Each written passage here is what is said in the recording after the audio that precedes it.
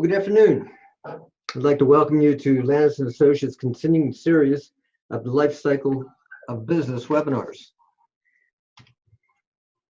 We are here to help businesses grow, expand, and have a better life. So basically, what are we looking at today?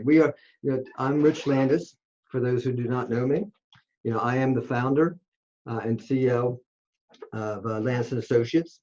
And we work with businesses to help them reach their goals and to make their lives better, by providing bookkeeping, accounting, tax, and advisory services. And today, joining us will be Andrew Barninger. Andrew is the founder of Next Phase Business Planning, and he's a partner and a financial planner and personal wealth advisory service here. So, Andrew, welcome. Thanks, Rich. Thanks for having me. Looking forward to our discussion today. Just very quick background on myself. I've been a financial planner at Personal Wealth Advisory here in Lancaster, Pennsylvania for 6 years. And a couple of years ago, we came up with the idea to help small business owners navigate the sale, the ownership transition or transfer of their businesses to family, key employees, or sales to third parties. So we developed Next Phase Business Planning and launched that service line. All right, very good. Well, thank you. So also joining us today, she's going to be the background here, but very important here. We have Maddie Bennett, who is our office manager, and she's going to be monitoring the questions that you would have. So down at the bottom there, you can click on the Q&A icon. Sometimes you might have to hover over it to get it, and you can type your questions in. And Maddie will be monitoring those for us as we progress here. So we're glad that you're attending. So today what we're doing here, is this life cycle of a business. I've been looking at certain things through my career and trying to say, what phases does a business go through? And you go through this whole maturation phase. We can go back and hover back and forth, but basically what we're looking at, we've kind of honed it in on 4 cycles, 4 phases. We have the startup, and we have the growth and establishment of a business. We have expansion, and then maturity, and how are we going to exit out of the business. So basically what we've done, we've developed certain products to hone in, on these areas. The business foundation services, what we look at there. We'll talk about what type of entity should you be setting your business up as. Accounting software, bookkeeping things. We look at credit card strategies. Family employment. We go through a whole series of what needs to be done to build a good, solid foundation there. Now, in the growth and establishment, we have various programs here where we have outsourced bookkeeping, outsourced accounting, where we can actually take the back office support. We can support your back office and take that off your plate. Then as we expand, and this is a key area of business, we have management, where we work with businesses. We help them analyze their financials, payroll. We look at different options there, how we have there, look at cash flow, what the cash flow needs are, budgeting. Look at the KPIs, key performance indicators. And then we have the succession planning, where at some point in time, we will be shutting down our business. Now, what's that going to look like? Shut down, transfer, sell, and that is where we're actually going to concentrate today. We're going to be looking at, what happens here at the, with this transition, succession of our business. And it's very important to have key items in place here to make sure that it's successful. I think now, when we get into this business succession planning, I think Stephen Covey, wrote in his book 7 Habits.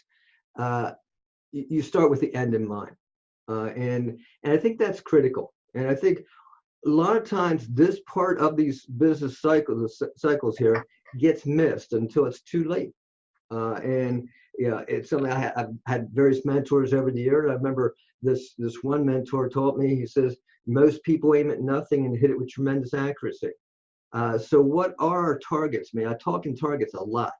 Yes, Maddie and some of the other team members here, they probably get tired of me talking about targets, but I think it's critical that we define what we want. Now, having said that, I'll work with business owners. I'll start talking about succession planning, they're 30 years old.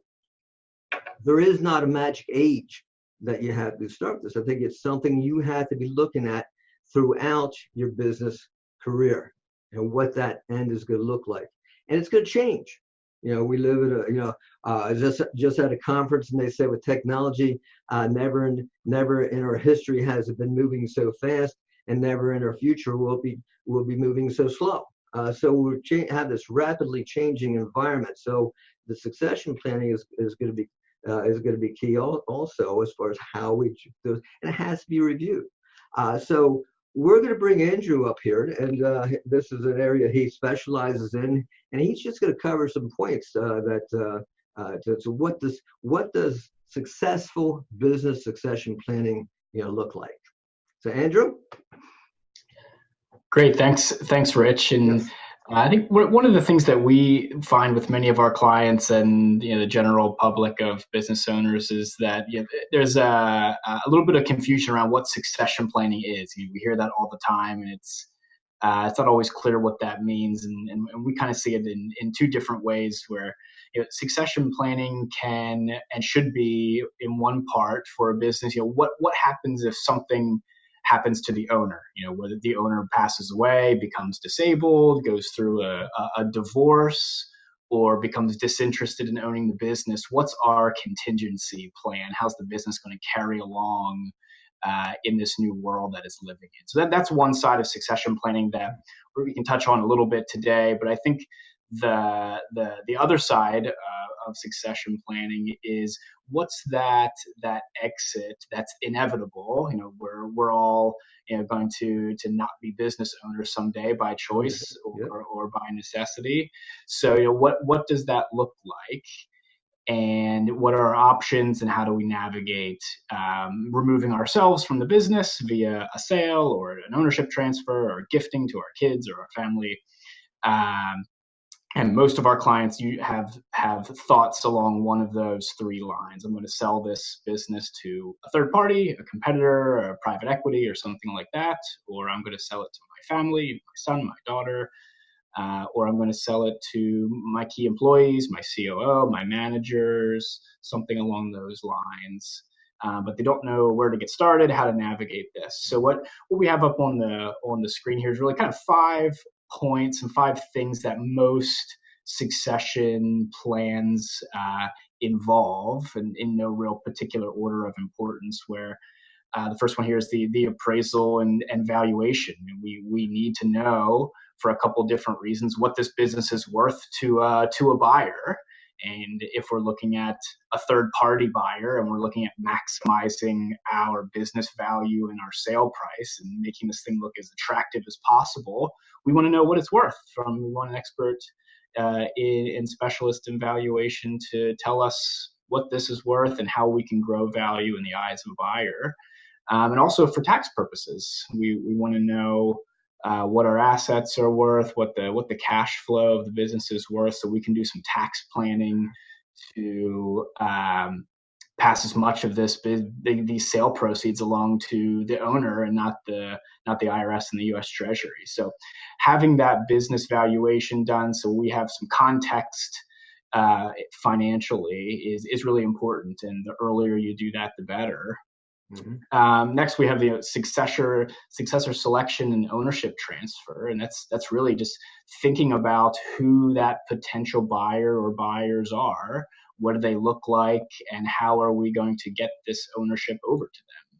It might look much different if it's a family member and this is a third generation family business, or a sale to key employees who don't have any money, and we have to figure out how we're going to facilitate this transaction to people who don't have any money. And it might look different if it's a local competitor and we're trying to get them to cut us the biggest check possible. Each of those buyers looks a lot different, and if we don't think critically about who our buyer is, what they're looking for, what our goals are, it ends up not being as clean and successful of a process. Next piece there is some legal documents, cross purchase agreement, entity purchase agreement. At some point, most businesses are going to have to do some legal work when it comes to succession planning. This is a great exercise for anybody to do, whether they're thinking about selling or transitioning their business or not. Is pull out your shareholders agreement or your buy-sell agreement that might have been collecting dust in a folder somewhere, and look through that and see what it says. See if you have a valuation formula from a decade ago that may not represent what your business is actually worth today. See if all the people involved there are still around and still able to purchase the business, still want to purchase the business, and what risks you have and haven't covered. It's a great exercise for anybody to go back and look through those old legal agreements. Next, we have retirement and tax planning. Retirement planning, we want to know how much money our clients and the selling business owner needs to get out of the sale. If the owner is independently wealthy through real estate or securities and investments, and they don't need to maximize the sale price, we can handle this a little bit differently than if we have a $2 million business and we need to get every dime value out, because to live your lifestyle you need all of that money. And if we need to grow the value to be able to sell for a price that we need, we have to know that too, which is why the valuation is so important, so we can get a sense of, do we need to grow this business value over the next couple of years before we can sell. And obviously tax planning is incredibly important. There's a lot of ways to pay a lot of money in taxes when you're selling your business, and if we have the time and the expertise from an experienced CPA like Rich, we can really do some interesting and creative things to minimize the taxes on this transaction. Do we have any questions so far? No questions at this point. Okay. No, thank you. Andrew, I got a couple of questions, a couple of comments. I think, as I go through just working with businesses, there's a couple of things you said here that resonated. I mean, you said, you pull out the agreements and you got to blow the dust off of them. And I think it's just critical to point out that I don't care whether it's, these, whether it's your will, whether it's your agreement, these are documents that have to be reviewed on a periodic basis. Like you said, you can pick something out, that's done 10 years ago that has no bearing on where you're at today. Yeah, we've seen, especially in buy-sell agreements, if an owner has actually been wise enough to have their attorney draw them up a buy-sell agreement, and they put in on the back page a valuation formula for, if something happens to the owner, how is the business valued? Yeah. And that may have been done a decade ago, and now the business has grown. Mm-hmm. They may have added service lines. They may have added geographical locations, and now that valuation formula is really not useful anymore, but it's what's there. So it's always great to pull out those legal agreements around your business and make sure they still make sense. Mm-hmm. Agreed. And I think another comment I have here is just like, when you look at this whole planning aspect, I could give you story after story after story. Well, I've had clients come in and now they're thinking about, hey, I had this business, I want to sell it, and I'm going to retire, and I'm going to live on the easy street for the rest of my life. And they come in here with some type of pie in the sky value of what they think their business is worth. And I think you have to look at certain things. And I like what you're saying here as far as look at your planning, look at your retirement planning, look at what you're going to need, what to maintain a certain lifestyle that you want to maintain, what are you going to need? And it might say, hey, well, look, I can't sell my business today. I'm going to have to do some other things, some other planning items in order to meet that plateau. And I do have some other things, just some things here, you're preaching to the choir about tax planning, by the way, just thought I'd throw that in. But anyhow, what are common mistakes that owners make or other misconceptions they would have, when it comes to sale or transition of their business? Yeah, good question. And I think the common theme that we often see, especially with many of our clients thinking internal sale, where their goal is to sell this to a family member or to an employee or a co-owner, is that they really underestimate the amount of time and planning lead time that's necessary to really make this thing work make sure that we do all the planning, tax planning, legal work, retirement planning. So we have clients that will come in and say, hey, I'm ready to sell my business. I want to be out clean and clear and retired in 12 months or 2 years. And that time frame just doesn't match up with all of the things that are going to need done to make this successful. So I think underestimating, maybe procrastinating on getting the process started is probably the biggest mistake that we see owners make. Is the longer you wait, the less options you have, and when it comes to selling your business and really maximizing your equity, more options is always better. Okay. We don't want to back ourselves up into a corner. Okay.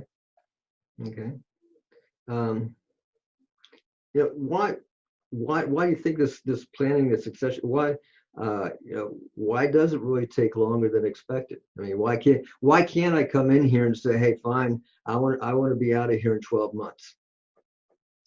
Yes, some owners can decide on a quick turnaround time and a quick sale, and it works. And they're kind of more of an anomaly, especially with internal sales.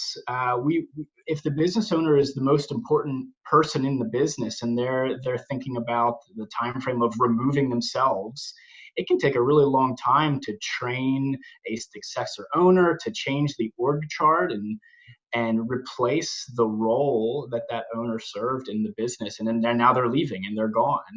Okay. So we need time to train and develop our next generation of leaders, and really even design the buyout of the owner, where if the owner's going to sell or finance over 7 or 10 years, it takes some time to put those tax plans together, those buyout plans together, and make sure everybody's comfortable, make sure the business can afford it.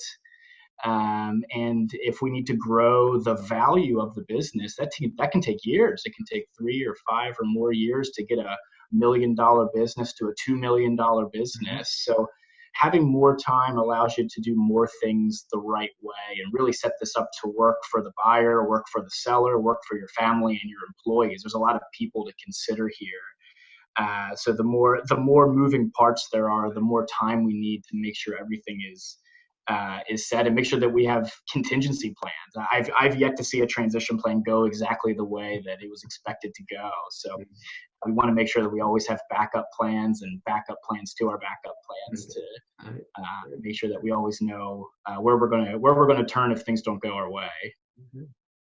I like this slide that's up there. I like the heading here where it says business succession planning, and what right there in the middle it says success. Okay, so what steps can an owner take to improve the plan there, or chances of success?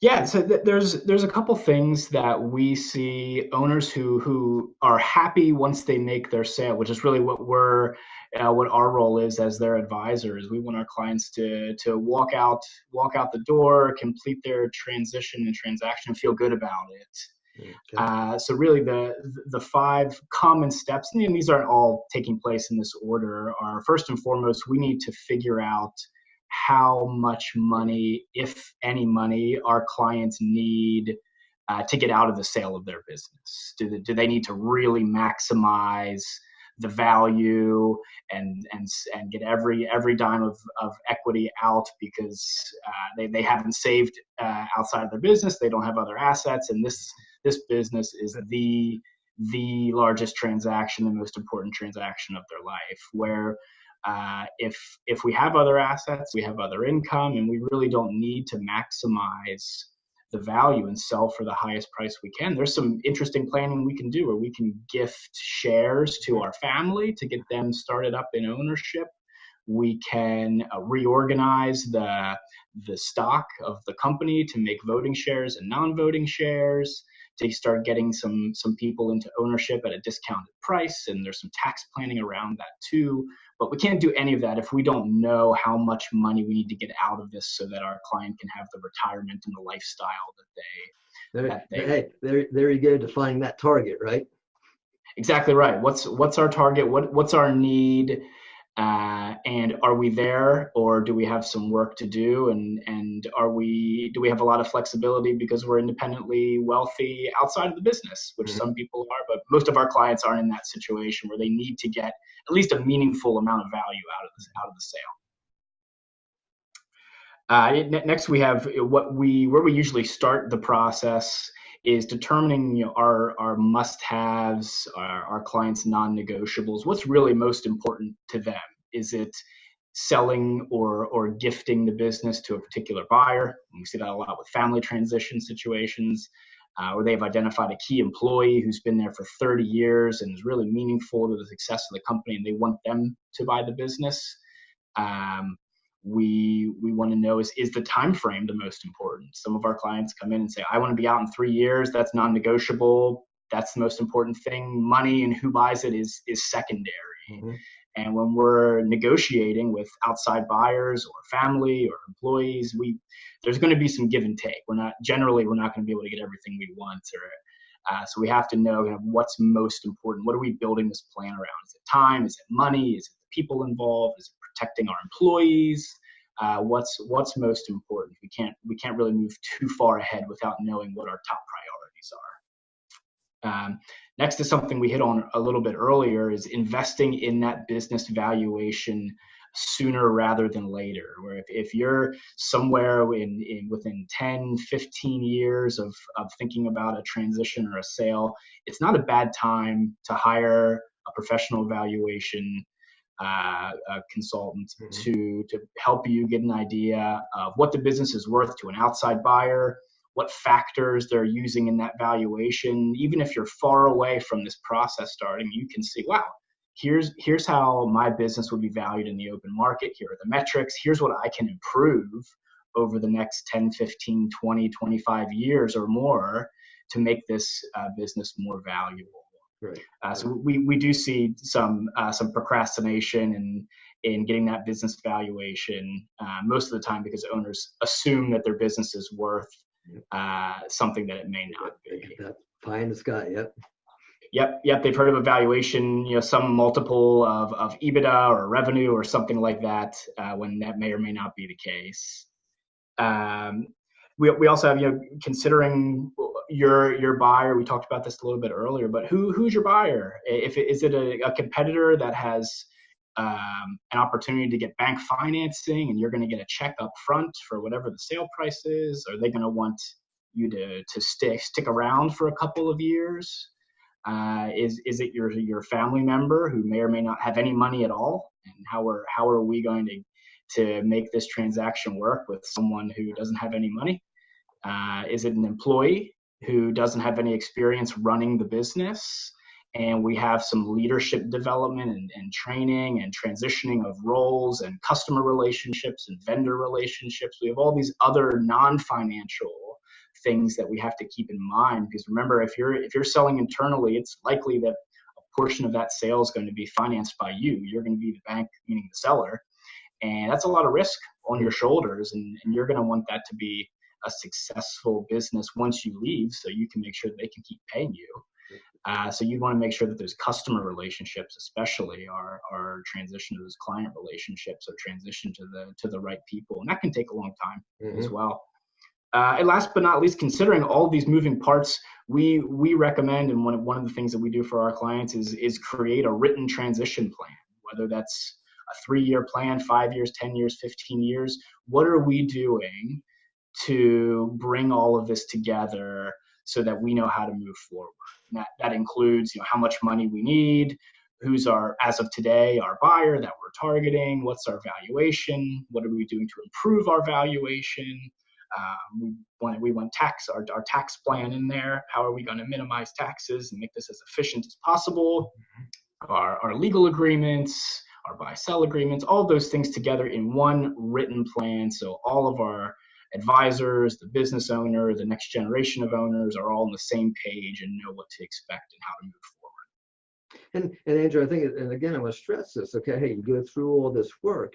You don't put that plan on the shelf there and let it gather dust. I mean, you had to review it on a periodic basis to make sure it's what you want to happen as things change so rapidly today. Yeah, absolutely. We review those with our clients at least once every year. Yeah. We're working on them constantly, but there's always things to change, and we bring the attorney and their CPA, anyone else who's a stakeholder in this business transition to the table, what we call a team meeting every Right. year. Right. To break out that plan and say what needs changed. Are we making the progress we want to make?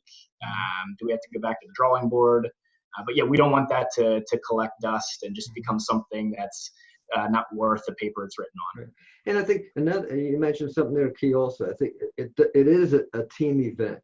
I mean, you have to get the experts involved in each area to make sure all your bases are covered. I mean, there isn't a one size fits all out there. Like I said, I mentioned numerous times today, how rapidly things are changing. Last year we had a major tax law change. So we have an election coming up in November. What's the taxes going to be like in 2021? All this kind of stuff has to be considered on all different. You have to get the experts on the team involved and put their heads together and come out with the best option.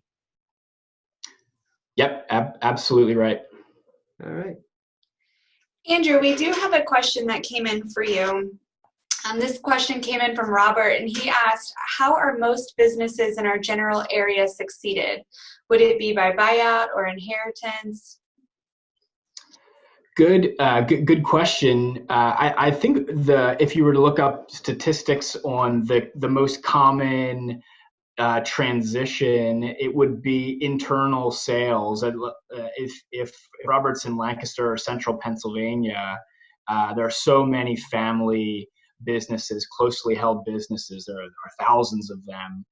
And many of them are second, third, or fourth generation businesses down the family line.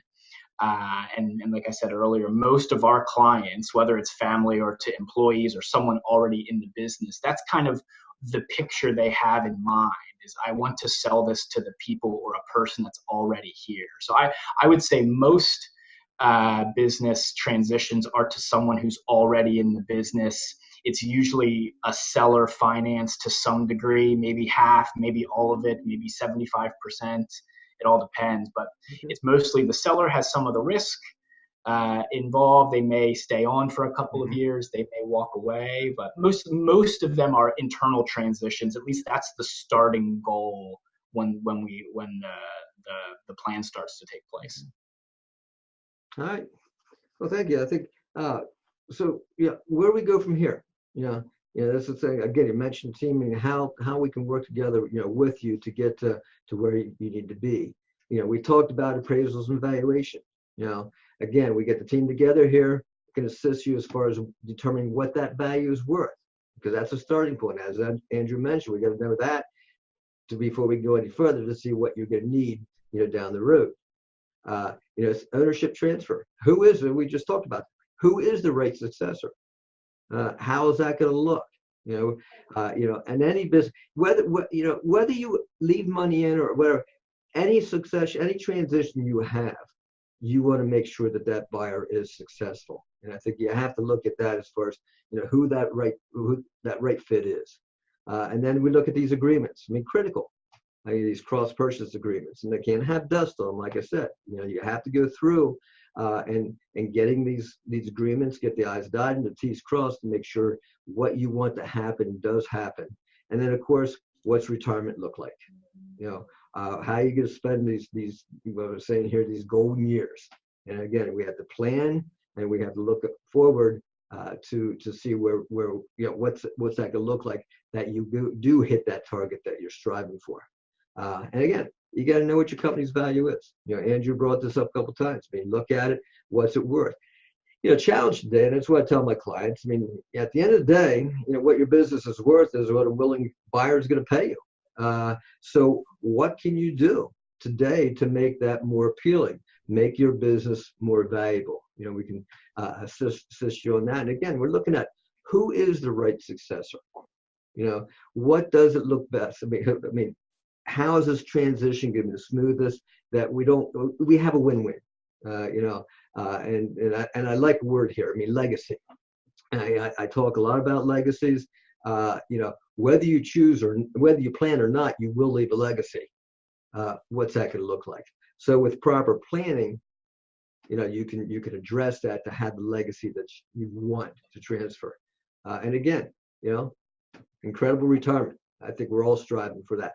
Some are closer than other people, but yeah. So that's what I'm saying. I think it's key here. I mean, you can get together with Andrew here to go guide you through this journey.